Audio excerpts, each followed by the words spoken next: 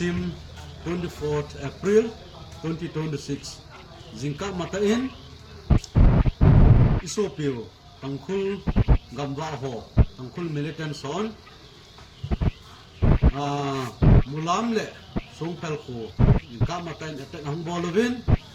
hicha chun khosung nga ho Pukizo village volunteer iumta khangkha ni igin ko anasang honin hotel sopi tam ta jong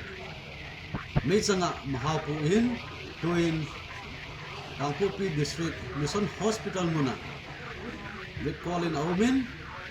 hichihoji hin tunin emergency ta in kutu chuteng le Tangpupi district sunga house pa CSO lam ta jo se emergency meeting akitowin hitabanga nampi volunteer iumta in hinko lempa hi akipunan hichuta kelhonin dipaksa na dun zujin amani long hi tunin niha punget ailole punsigi velle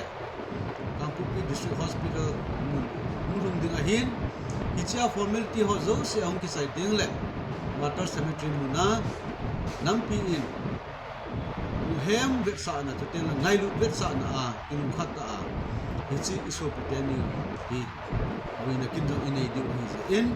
Tangpupi district sunga se Pukizo namupi te adia tapong tu gam ke pai sunga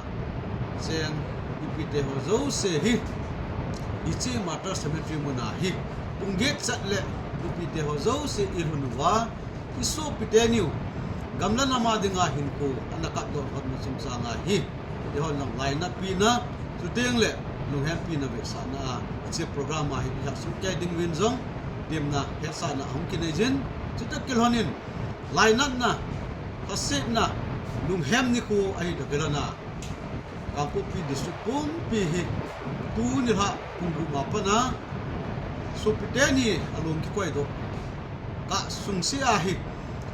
dukan kai ham tuteng le mo achi le wale ho hi koi ma i bota lo diu hon dang i hon lo dingu lung hem ta a tuteng le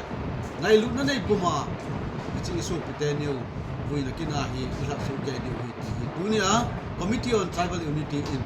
UPT ho zo se het sa na le ting na dai ni na hi